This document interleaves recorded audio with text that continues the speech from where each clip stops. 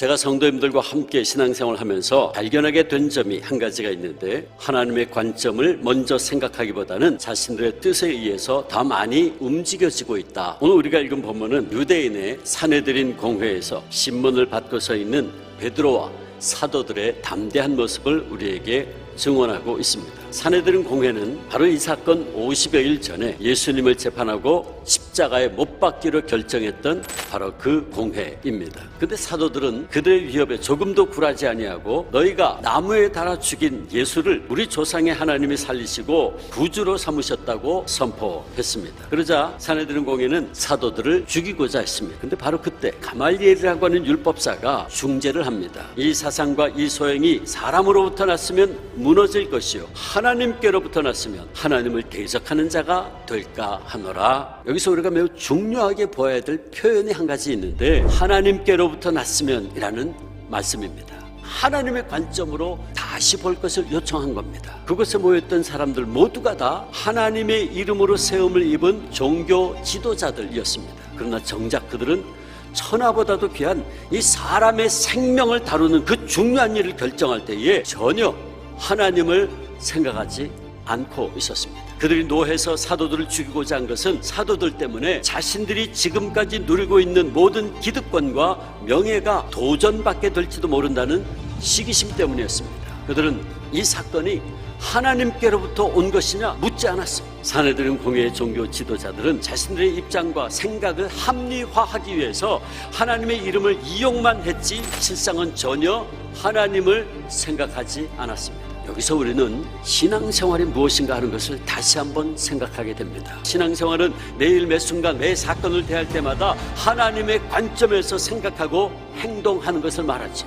우리는 모든 것을 하나님의 관점으로 판단하고 행동해야 합니다. 우리의 가정에서, 우리의 일터에서, 그리고 교회에서의 섬김도 오직 하나님의 관점에서 바라보고 그 뜻을 따라 순종하며 감당해 나아갑시다. 그러면 마침내 전능하신 하나님께서 많은 생명의 열매들이 맺힐 수 있도록 역사해 주실 줄 믿습니다.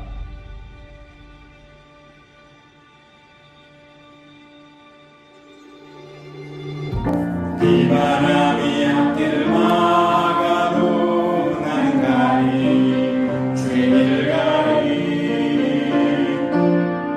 눈보라가 앞길 가려도 나는 가리 주의 가리 이 길은 영광의 길, 이 길은 승리의 길, 나를 구원하신 주님이 십자가 지고 가신 길, 나는 가리라 주의 길을 가리라 주님 말같이 따라 나는 가리라 나는 가리라 주의 길을 가리라 주님 말같이 따라 나는 가리라 험한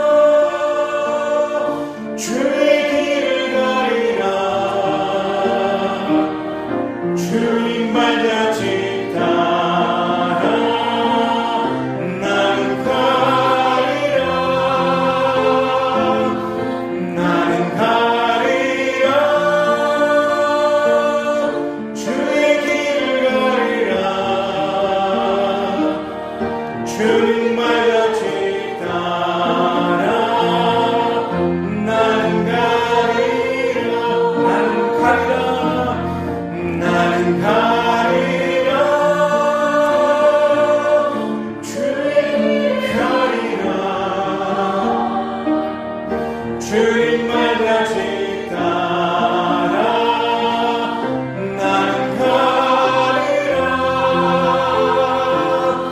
나는 가리라 주의 길을 가리라 주님 말같이 따라 나는 가리라.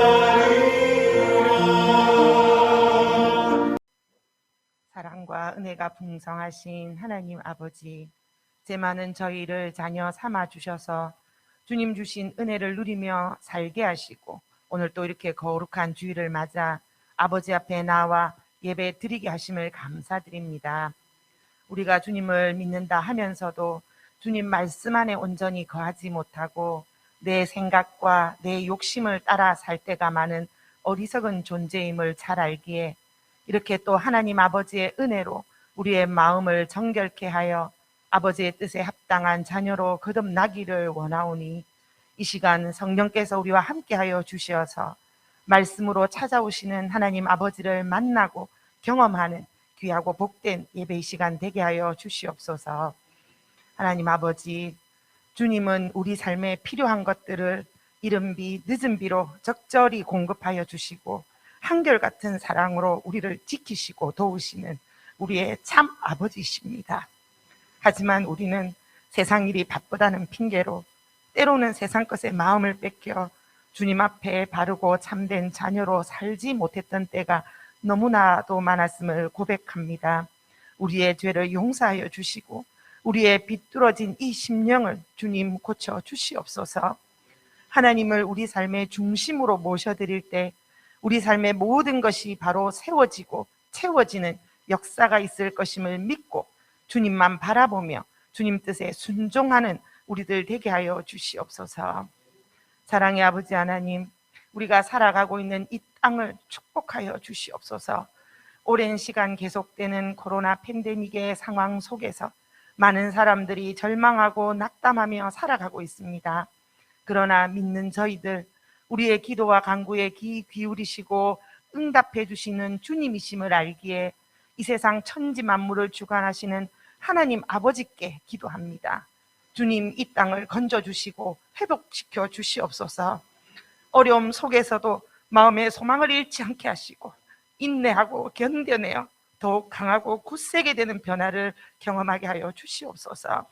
특별히 젊은 세대를 긍휼히 여기시고 그들이 꿈과 비전을 품고 주어진 상황 속에서도 최선을 다할 수 있도록 힘과 용기를 주시고 지금보다 앞으로가 더 기대되고 발전하는 우리 대한민국을 우리 모두 목도하게 하여 주시옵소서. 주님, 우리 대선교회를 사랑하심으로 약함 가운데서도 소망 잃지 않고 주님 바라보며 든든히 서 가게 하심을 감사드립니다. 주님의 피값으로 세워지신 교회이고 만군의 여호와이신 하나님이 친히 다스리시는 교회이기에 믿는 우리들은 오직 그리스도인의 본분에 충실하여 우리의 맡은 바 사명에 최선을 다할 수 있기를 원합니다.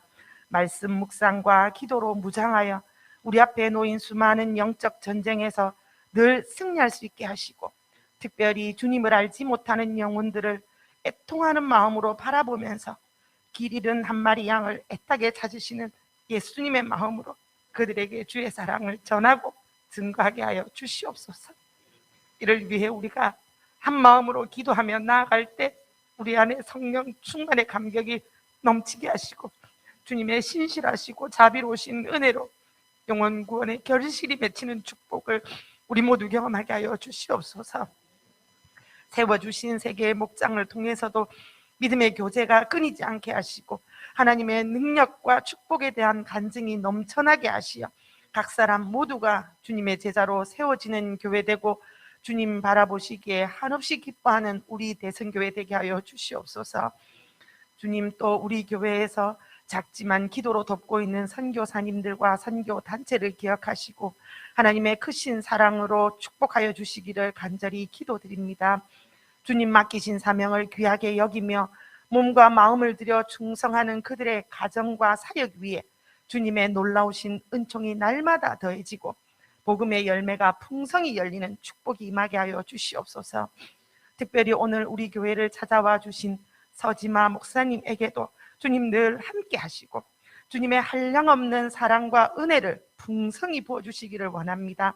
하나님을 영화롭게 하고 하나님 나라를 확장하는 일에 목사님을 귀하게 사용하여 주시옵시고 주님께서 가장 합당한 곳으로 연결하여 주시어서 이 땅 위에 예수님의 제자를 양성하고 세워나가는 귀한 사역자로 귀한 지도자로 삼아 주시옵소서. 또 우리 교회를 위해 누구보다 간절히 주님 의지하며 수고를 아끼지 않으시는 우리 홍석봉 목사님에게도 주님의 크신 축복 다하여 주시옵소서. 영육간의 강건함을 허락하시어 늘 힘이 넘치고 기쁨이 넘치는 삶이 되게 하여 주시고 말씀의 권위를 덧입혀 주시어서 우리들의 비뚤어지고 완악한 심령이 선포되는 말씀을 통해 깨어지고 변화되어 성도들을 더욱 주님께로 가까이 인도하는 목사님 되게 하여 주시기를 간절히 바라고 원하옵나이다. 우리의 약함을 알기에 아버지 앞에 모든 것을 내려놓고 머리 숙여 예배하는 저희들에게 우리 주님 찾아오셔서 위로하시고 힘주시며 소망을 주실 것을 믿사오며 이 모든 말씀 우리 주 예수 그리스도 이름 받들어 감사하며 기도드리옵나이다. 아멘. 우리 고린도전서 11장 7절에서 12절입니다. 그리고 27절에서 34절입니다. 그러나 남자는 하나님의 형상이요 하나님의 영광이니 머리를 가려서는 안 됩니다. 그러나 여자는 남자의 영광입니다. 남자가 여자에게서 난 것이 아니라 여자가 남자에게서 났습니다. 또 남자가 여자를 위하여 지으심을 받은 것이 아니라 여자가 남자를 위하여 지으심을 받았습니다. 그러므로 여자는 천사들 때문에 그 머리에 권위의 표를 지니고 있어야 합니다. 그러나 주님 안에서는 남자 없이 여자가 있지 않고 여자 없이 남자가 있지 않습니다. 여자가 남자에게서 난 것과 마찬가지로 남자도 여자의 몸에서 났습니다. 그리고 모든 것은 다 하나님에게서 났습니다. 그러므로 누구든지 합당하지 않게 주님의 빵을 먹거나 주님의 잔을 마시는 사람은 주님의 몸과 피를 범하는 죄를 짓는 것입니다. 그러니 각 사람은 자기를 살펴야 합니다. 그런 다음에 그 빵을 먹고 그 잔을 마셔야 합니다. 몸을 분별함이 없이 먹고 마시는 사람은 자기에게 내릴 심판을 먹고 마시는 것입니다. 이 때문에 여러분 가운데는 몸이 약한 사람과 병든 사람이 많고 죽은 사람도 적지 않습니다. 우리가 스스로 살피면 심판을 받지 않을 것입니다. 그런데 주님께서 우리를 심판하시고 징계하시는 것은 우리가 세상과 함께 정죄를 받지 않게 하시려는 것입니다. 그러므로 나의 형제 자매 여러분, 여러분이 먹으려고 모일 때에는 서로 기다리십시오. 배가 고픈 사람은 집에서 먹어야 할 것입니다. 그것은 여러분이 모이는 일로 심판받는 일이 없도록 하려는 것입니다. 그 밖에 남은 문제들은 내가 가서 바로 잡겠습니다. 아멘. 먼저 이렇게 제가 사랑하고 존경하는 홍성봉 목사님과 또 목사님이 섬기시는 울산 대성교회에 와서 함께 인사드리고 또 얼굴을 이렇게 직접 뵙고 함께 섬기게 되어서 너무 감사드립니다. 저는 홍성봉 목사님과 만난 지가 그렇게 오래 되지는 않았습니다. 한 5년, 6년 된 것 같은데 그동안 정말 제가 개인적으로 정말 좋아하고 인격적으로도 닮고 싶은 목사님이 바로 홍석봉 목사님인데 이렇게 홍석봉 목사님이 섬기는 교회에 와서 또 여러분과 함께 좋은 시간을 보내게 되어서 정말 하나님께도 영광이고 또 너무나 기쁜 날인 것 같습니다. 힘든 상황 가운데서도 늘 이렇게 기도해 주시고 도움 주셔서 정말로 감사드립니다. 은혜를 잊지 않고 앞으로도 마스크를 벗어도 될까요? 은혜를 잊지 않고 앞으로도 계속해서 최선을 다해서 열심히 하도록 하겠습니다. 또 늘 긍정적으로 챙겨주시고 큰 형님처럼 저에게 은혜를 많이 베풀어 주신 우리 홍석범 목사님이 언제나 부르시면 한 걸음에 달려오도록 하겠습니다. 목사님께서 저에게 다른 것보다 이렇게 카톡을 주셔가지고 제가 2년 반 동안 유학하는 동안 경험했던 하나님에 대해서 함께 나눠달라고 부탁을 하셔서 준비를 했습니다. 무엇을 이야기할까? 내가 경험한 하나님에 대해서 어떤 이야기를 할까 고민을 많이 했습니다. 내가 경험한 하나님은 누구일까? 한마디로 말해서 어떻게 요약할 수 있을까 고민하다가 한마디가 떠올랐습니다. 그게 뭐냐면 하나님은 임마누엘의 하나님이시다. 우리와 함께 하시는 하나님이시다. 생각해 보니까 남아공에서의 2년 반 동안 하나님은 저희 가족과 늘 함께 하셨습니다. 사실 저희 가족이 남아공에서 지내는 동안 여러 가지 경험들을 했습니다. 도둑이 집에 들어서 새벽 2시 반에 도둑이 들어서 며칠을 잠을 못 자고 불안에 떨고 그리고 한 달 반 동안 트라우마에 시달리기도 하고 또 폭동이 일어나서 3번 정도 폭동이 일어났습니다. 네. 폭동이 일어나서 굉장히 무서워서 집에만 또 갇혀서 몇 주 동안 조용히 지내기도 하고 또 한 달 반을 또 이렇게 물이 안 맞았는지 제가 한 달 반을 거의 누워 있었어요. 아파가지고.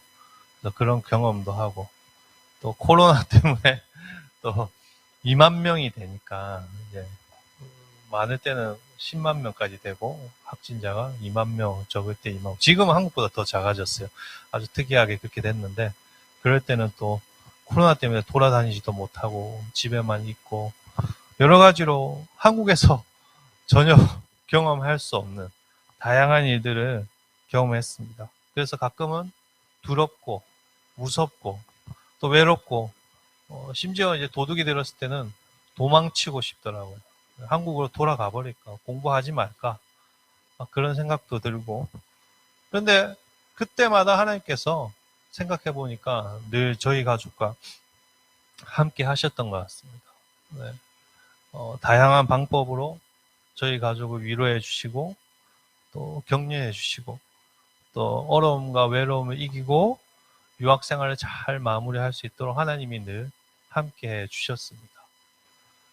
특히나 재정적으로 하나님께서 어렵지 않도록 많이 채워 주셨습니다.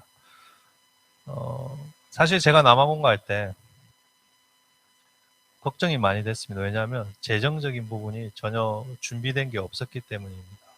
사실 한국에서 목사님과 함께 이제 박사과정을 하면서 저는 중국에 교수 선교 사역을 준비를 계속 했던 사람이고 유학을 갈 생각이 없었습니다. 그러다가 저희 학교 총장님께서 갑작스럽게 졸업을 앞두고 유학을 가라 해서 가게 되어서 준비된 것이 하나도 없었습니다. 전세금 빼고 뭐 이렇게 하니까 그걸로 도저히 안 되겠더라고요. 그래도 마음속에 하나님이 확신을 주셔서 갔습니다. 가서 해보자. 1년 해보고 안 되면 오자 하고 갔는데 하나님께서 저희가 준비한 것보다 3배, 4배로 많이 부어주셨습니다. 제가 또 꼴에 자존심이라고 기도 후원자 모집을 안 했습니다. 왜냐하면 내가 공부하는 건데 내가 좋아서 하는 건데 왜 남들에게 이렇게 손을 벌려야 되나라는 생각이 있어서 또 후원 편지를 모집 안 했어요.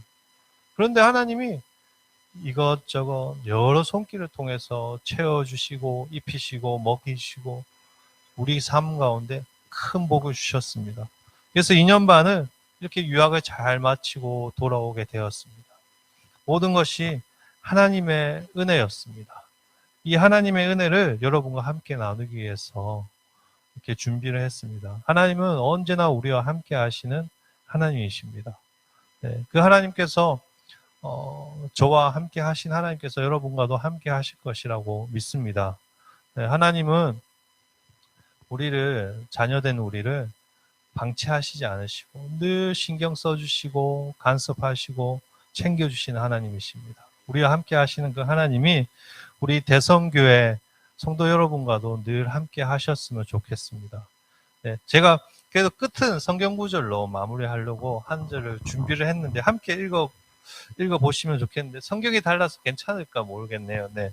로마서 8장 28절. 네. 828이라고 많이 외웠던 구절인데요. 네. 성경이 다르니까 제가 읽어 드리겠습니다. 읽고 인사드리고 내려가겠습니다. 우리가 알거니와 하나님을 사랑하는 자 곧 그의 뜻대로 부르심을 입은 자들에게는 모든 것이 협력하여 선을 이루느니라. 아멘. 우리 울산대성교회 여러분들도 하나님의 함께 하심이 늘 삶 가운데 넘치시기를 주의 이름으로 축복합니다. 감사합니다. 오늘은 해결 11번째 시간입니다. 하나님이 해결하십니다. 뭘 해결하실까요? 문제들을 해결하시죠. 고린도전서 11장에 나타나는 그 문제는 그 고린도 사람들이 가지고 있었던 문제였습니다. 가장 큰 문제는 성도들 간에 다툼이 있었던 거죠. 분쟁이 있었습니다. 특별히 오늘 본문 중에 등장하는 남성과 여성의 분쟁이었습니다. 사실 그 고린도 교회가 아닌 그 당시 사회는 여성을 무지하게 차별하는 시대였죠. 예수님 그 시대에도 예수를 믿든 믿지 않든 그 사회적 전반적으로는 여성들을 무시하고 차별하고 그런 것이 보편문화였습니다. 그런데 놀라운 것은 파격적으로 고린도 교회에서는 여성의 그 위치가 굉장히 세워져 있었고 또 여성의 역할이 또 남성과 복을 비슷할 정도로 이렇게 대우받고 있었습니다. 그래서 그것 때문에 오히려 여성들이 지금의 페미니스트처럼 그 동등됨을 이렇게 주장을 하면서 오히려 남성을 무시하는 또 그런 경우도 생겼더랬습니다. 이런 문제들이 있었어요. 사회보다는 파격적으로 여성이 이렇게 세워져 있음에도 그 안에서 또 교회 안에서 이런 문제들이 있었던 거죠. 예수님 당시에도 그 여성들은 그 예수님의 그 사역 가운데서 굉장히 중요한 위치를 차지했더랬습니다.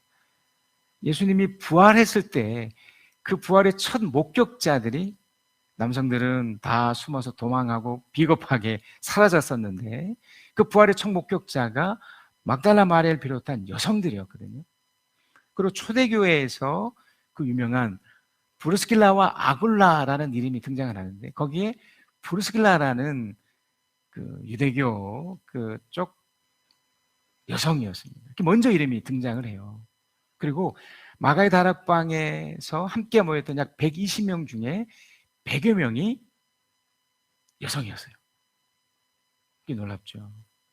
그래서 하나님 입장에서는 이 여성의 권위가 많이 이렇게 세워져 있었던 거고요. 사실은 하나님 앞에서는 남성과 여성이 동등된 거죠. 어떤 누군가가 높고 낮음이 사실 없었습니다. 그래서 이제 오늘 본문에도 보면 오늘 본문 고린도전서 11장 11절 12절에도 보면 그러나 주님 안에서는 남자 없이 여자가 있지 않고 여자 없이 남자가 있지 않습니다. 여자가 남자에게서 난 것과 마찬가지로 남자도 여자의 몸에서 났습니다. 그리고 모든 것은 다 하나님에게로 났습니다. 이렇게 되어 있어요. 그러니까 결론적으로 말씀드리면 하나님 입장에서는 다 똑같은 거예요. 자, 그런데 이 동등됨이 분명히 존재하지만 또 하나가 있습니다. 그 역할의 차이가 있다는 거예요. 남성과 여성의 차이가 있다는 것도 받아들여야 돼요. 그러니까 결국 이 차이를 서로 인정하지 않기 때문에 서로 싸웠던 거거든요.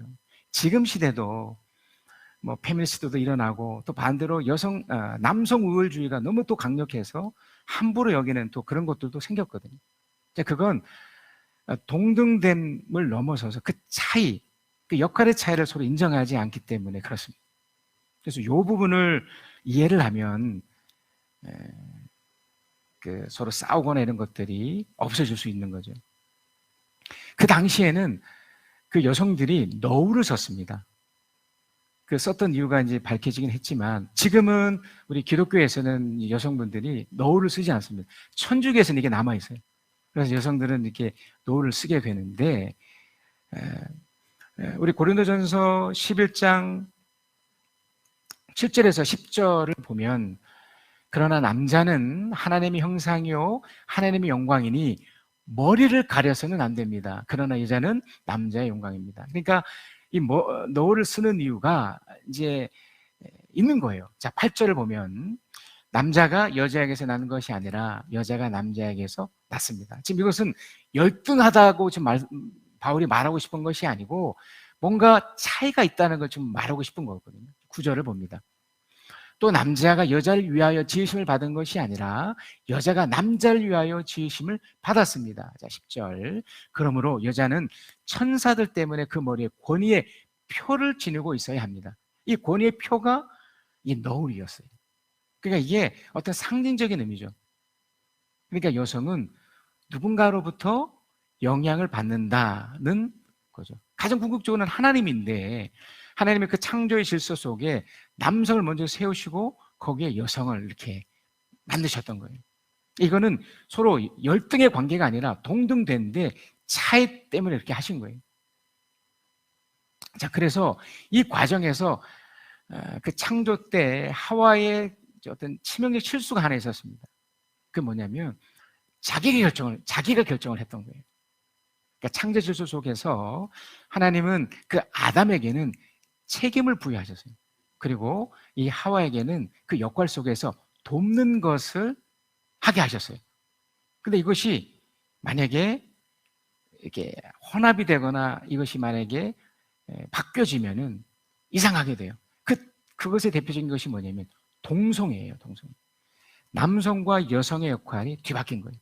또 복합적으로 이것이 어우러져 버린 거예요. 지금 시대는 그것이 뭐 그러면 어때? 왜냐하면 지금 시대는 그 과거보다도 훨씬 더 여성들이 또 일을 하게 돼서 또 돈을 얻게 되고 그래서 무언가 결정해야 될 위치에 있기 때문에 그래서 이것을 자꾸 놓치는 거죠. 하와가 결정적인 실수가 이거였거든요. 하나님의 선악과를 먹지 말라고 했었을 때 그거를 먹어요. 근데 그 과정에서 하와가 어떻게 했었어야 되냐면 하나님이 먼저 세운 그 남편인 아담에게 물어봤어야 돼요. 아니면 그게 좀 그러면 하나님께 물어봤어야 된다. 그래서 그 결정을 남편 또는 하나님부터 받고 먹었다면 또 다를 수 있죠. 근데 그렇게 하지 않고 자기 결정권에 자기가 그냥 행사를 해버린 거죠. 근데 하나님이 이것을 향해 책임을 물으셨던 겁니다. 근데 그 책임을 하와에게도 물론 물으셨지만 최종 책임은 또 누가 지게 하느냐면 아담에게 지게 해버려요. 그러니까 이것은 창조의 질서입니다. 그러니까 이것은 동등됨이 무시되는 것이 아니라 역할의 차이인 거예요. 그래서 우리가 이미 읽었던 것처럼 고린도전서 11장 12절에서 나왔던 것처럼 다 하나님 앞에서 다 똑같이 났지만 그 역할의 차이 때문에 이걸 뒀던 겁니다. 자, 그래서 하나님은 남자에게는 책임을 주셨고요. 여성에게는 무엇을 주셨을까요? 돕는 것을 주셨습니다. 그래서 창세기 1장 26절을 보면 하나님이 말씀하시기를 우리가 우리 형상을 따라서 우리의 모양대로 사람을 만들자. 그리고 그 다음이 중요해요. 그가. 그는 여도 아니고 또 우리도 아니에요.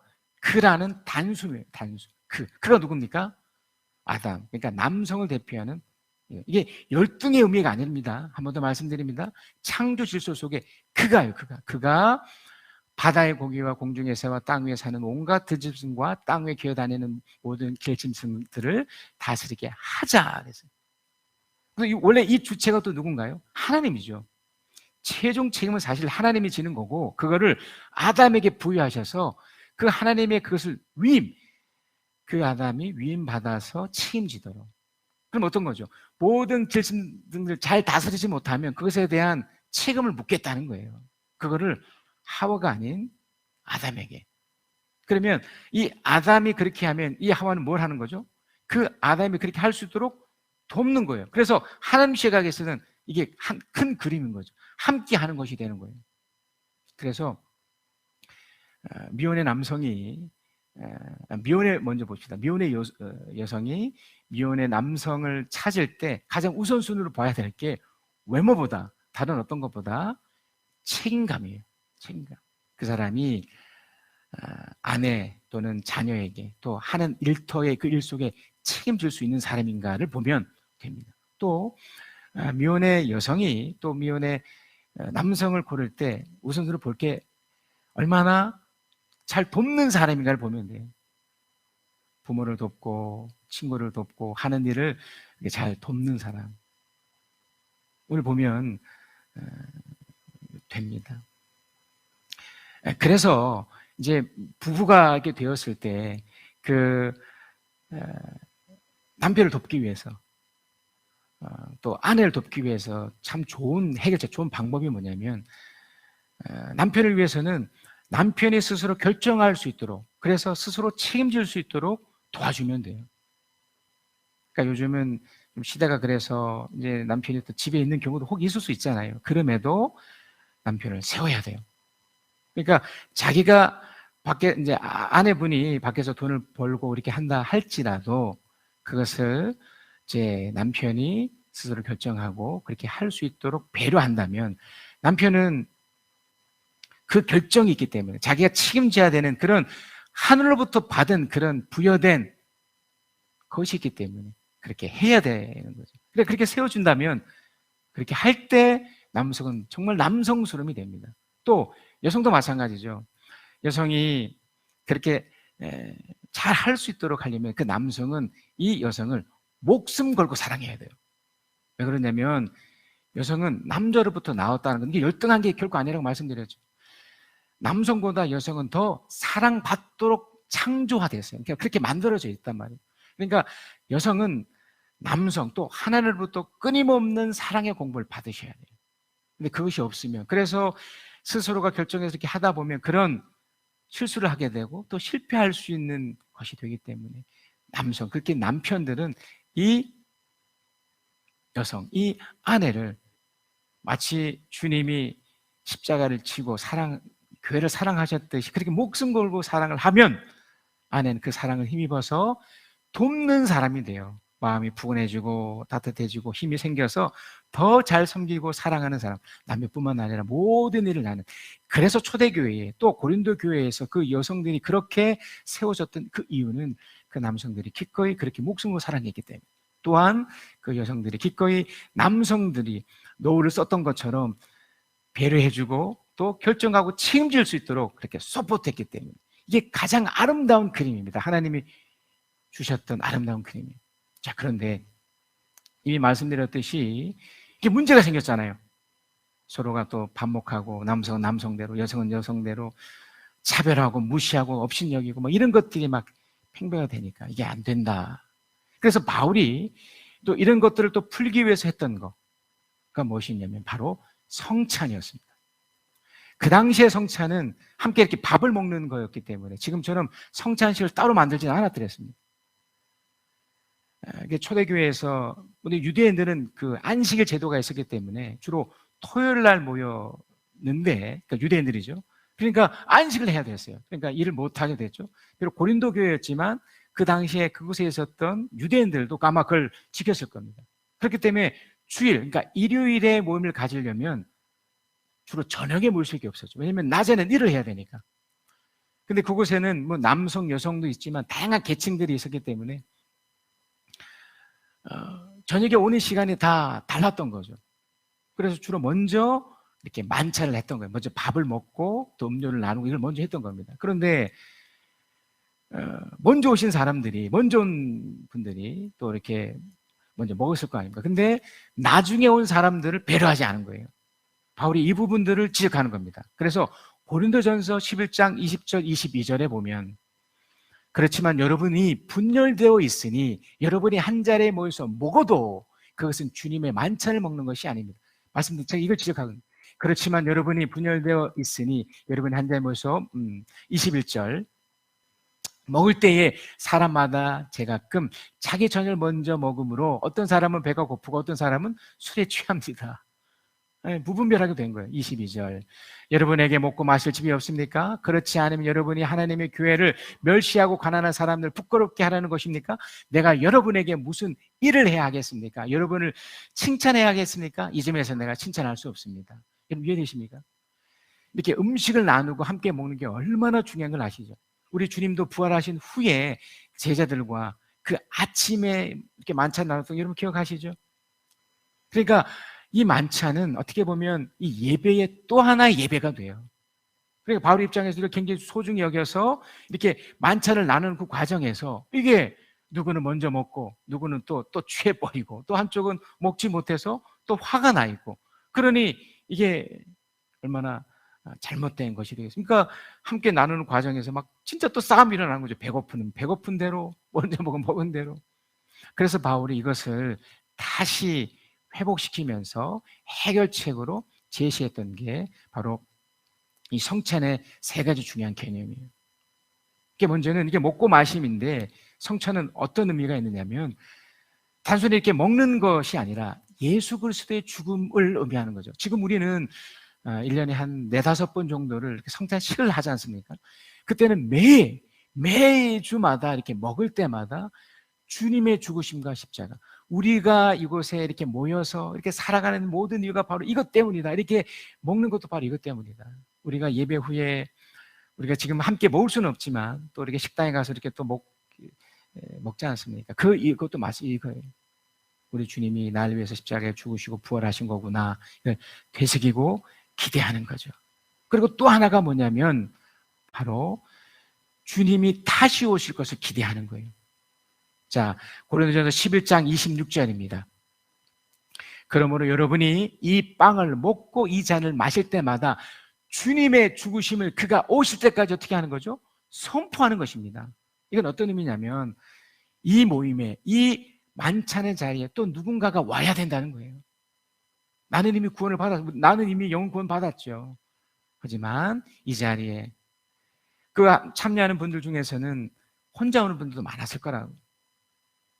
그럴 때 내 사랑하는 남편, 사랑하는 아내, 내 자식들이 이 만찬에, 물론 집에서도 같이 먹겠지만 이 만찬에 이 주의 이름으로 모인 이곳에 이렇게 참여시켜야 된다. 이것이 바로 주님의 죽으심에 그가 오실 때까지 선포하는 또 하나의 행위가 돼요. 근데 이거 하지 않았거든요. 그래서 여러분이 이렇게 주의 만찬을 나눌 때 이거 생각하셔야 돼요. 참여하지 못하는 우리 믿음의 식구를 향해서 먹으면서 또 기도도 하셔야 되고, 그가 다시 오도록 또 이곳에 또 참여하도록 하는 이렇게 열정을 가지고, 그래서 우리가 영혼 구원을 위한 한 사람 찾기 이런 운동도 하고요. 또 이것을 위해서 일주일에 하루 우리 교회 공간 속에 와서 기도하기, 이렇게 하는 거죠. 이게 다 고린도 교회 속에서 성만찬의 연장성산이 있는 거죠. 우리 이거 하셔야 됩니다. 결론적으로 이겁니다. 우리가 이렇게 하는 이유가 뭐냐면 하나님이 하나 되게 하기 위해서입니다.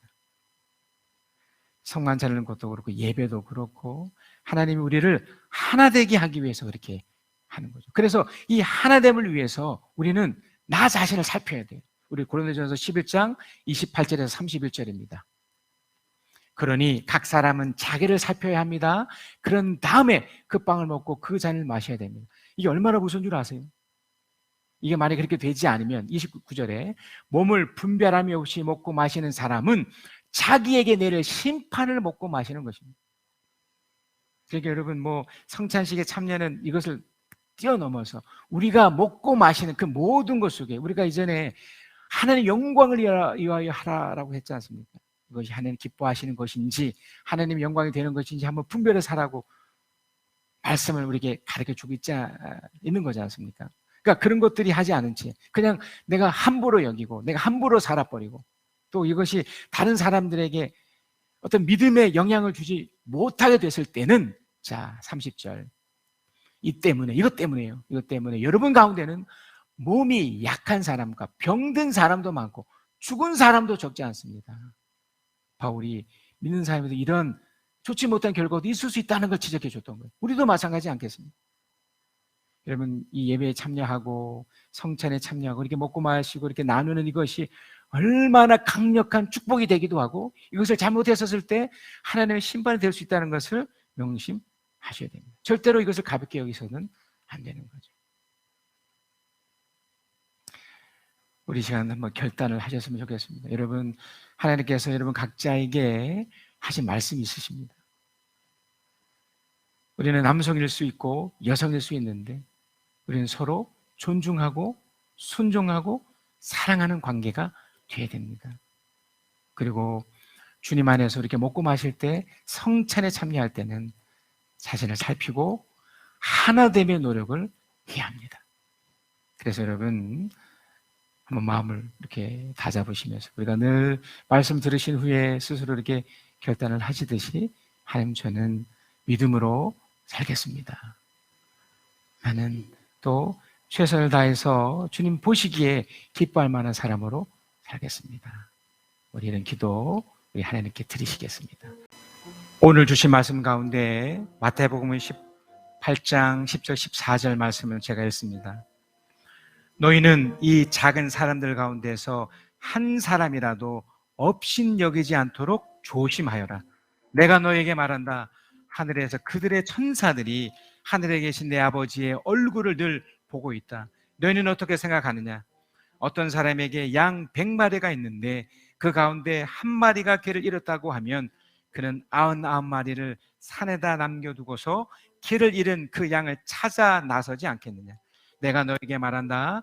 그가 그 양을 찾으면 길을 잃지 않은 99마리 양보다 오히려 그 한 마리 양을 두고 더 기뻐할 것이다. 이와 같이 이 작은 사람들 가운데 하나라도 망하는 것은 하늘에 계신 너희 아버지의 뜻이 아니다. 모든 것이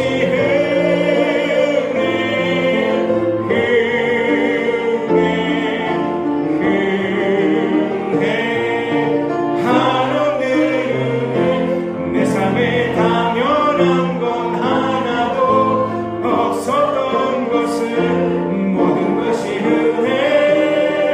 은혜였소. 내가 이 땅에 태어나 사는 것 어린아이 시절과 지금까지 숨을 쉬며 살며 꿈을 꾸는 삶 당연한 것 아닌 은혜였소. 내가 하나님의 자녀로 살며 오늘 찬양하고 예배하는 삶 복음을 전할 수 있는 축복이 당연한 것 아니라 은혜였소. 모든 것이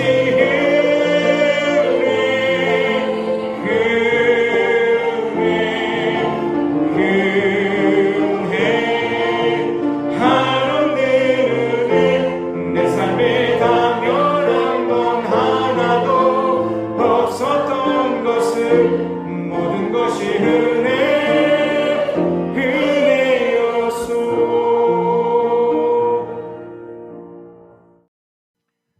사랑의 하나님, 오늘 이 자리에 참여한 하나님의 사람들 두 손으로 축복하여 주시옵소서. 힘들 대로 도와주신 그 하나님, 오늘 이 시간에도 임재하여 주셔서 각 사람 마음에 우리의 잘못된 것들이 다 교정받고 조심함을 통해서 하나님께 영광 돌리게 도와주시고 또 우리에게 주어진 이 귀한 영혼 구원의 사역을 최선을 다해 해낼 수 있도록 우리에게 힘 주시옵소서. 특별히 우리 서지마 목사님 그 길을 인도하여 주셔서 하나님의 가는 놀라운 길로 축복하여 주시옵소서. 지금은 우리 주 예수 그리스도의 은혜와 아버지 하나님의 크신 사랑하심과 우리 주 성령 하나님의 위로하심, 교통하심, 함께하심이 주의 말씀을 듣고 깨닫고 그 말씀대로 살아가며 그 말씀대로 최선을 다해 노력하는 하나님의 사람들 위해 지금부터 영원까지 함께 계실지어다. 아멘.